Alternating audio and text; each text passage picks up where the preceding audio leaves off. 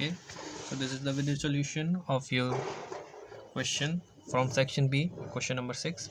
इसमें आपको angle between vector A and vector B निकालना था, ठीक है ना। इसमें आपने सारी प्रोसेस जो करी थी वो सब कुल मिला के ठीक ही थी।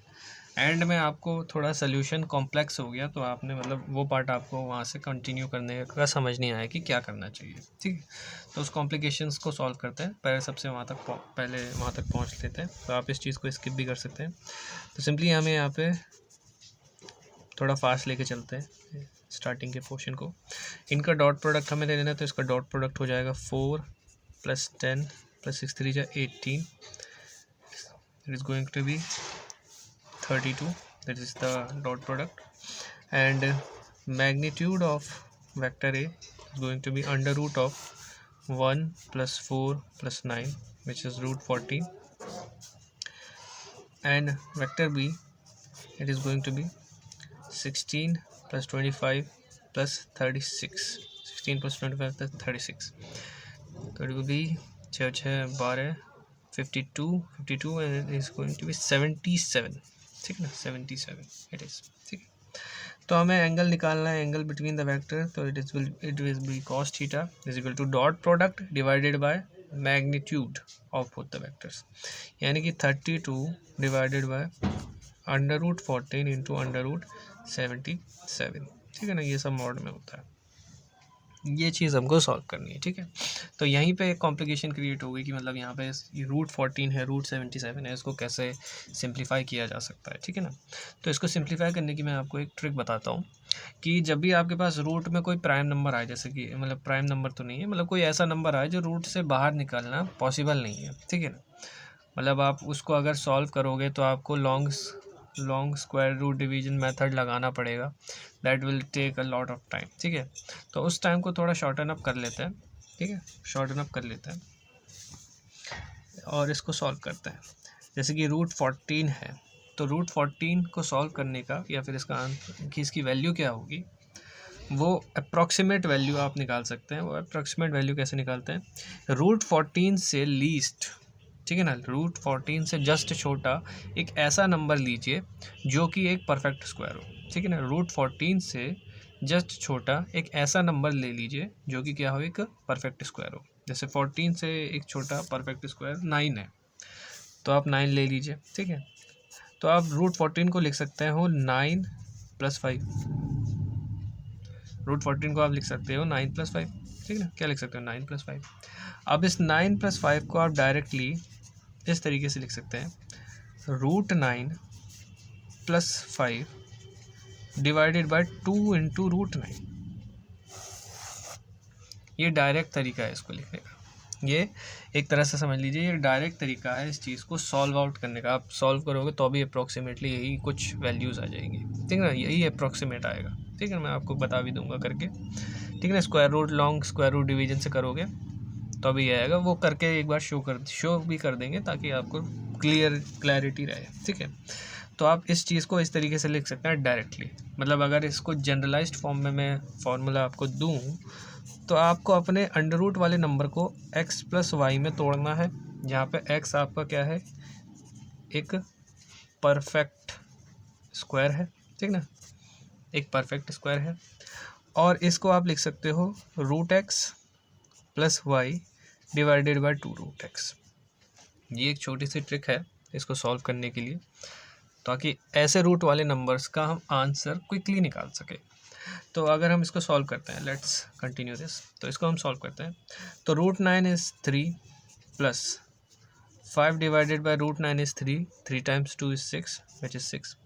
अब 5 डिवाइडेड बाय 6 है, इसको सॉल्व करना तो आसान ही है जनरली। तो ये जाएगा 3 + 0.68 = 48 और 2 6 3 = 80, ठीक है। तो अप्रॉक्सीमेटली इसका आंसर आ जाएगा 3.83 के लगभग। तो यानी कि √14 का अप्रॉक्सीमेट सोल्यूशन होता है 3.83 या 3.8 भी कंसिडर कर सकते हैं, नो वरीज, ठीक है। अब इसी चीज़ को लॉन्ग स्क्वायर डिवीजन से भी आपको शो करते हैं। तो लॉन्ग स्क्वायर डिवीजन में कुछ इस प्रकार से होती है प्रोसेस। आई होप आपको ये चीज़ पता होगी।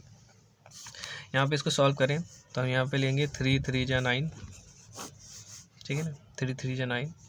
तो ये कैंसिल आउट होके हो जाएगा 5 पॉइंट करके, यहाँ पे 2 ज़ीरो हमें बढ़ाने पड़ेंगे, इसका डबल 6, और यहाँ पे फिर एक नंबर चूज़ करना पड़ेगा। तो 8 6 जा 48, 7 6 जा 42, 7 आई गेस 67/7, 7 49, 42, 46 आई गेस यही सबसे सही और सटीक है। 8 वाले को भी लेके देख लेते हैं।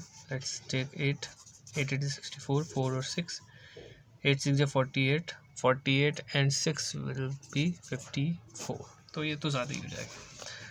तो 7 7 हो जाएगा 4 6 9, it will be 1 1 31 31, 2 7 14, 4 74,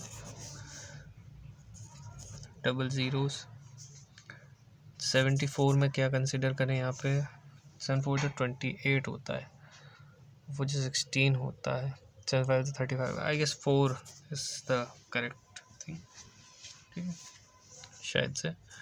4 Chowk 16, 6 Chowk 16,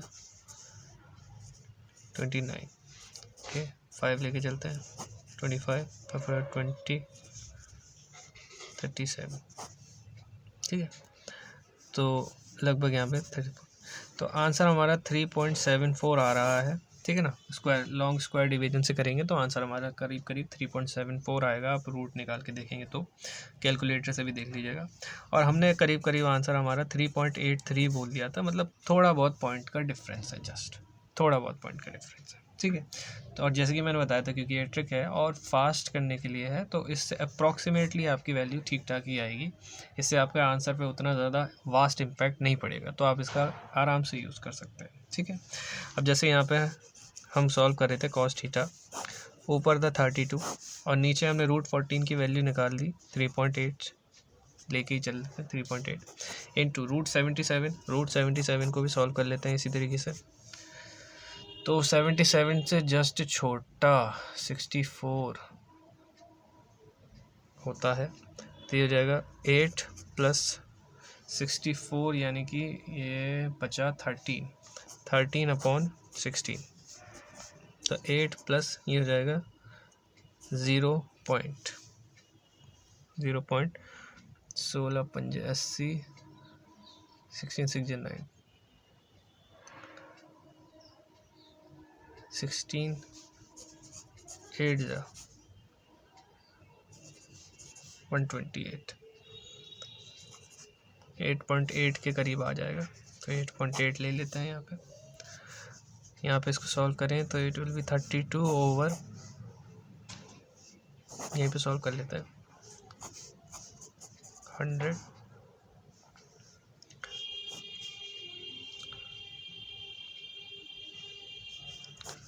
16 19 4 16 22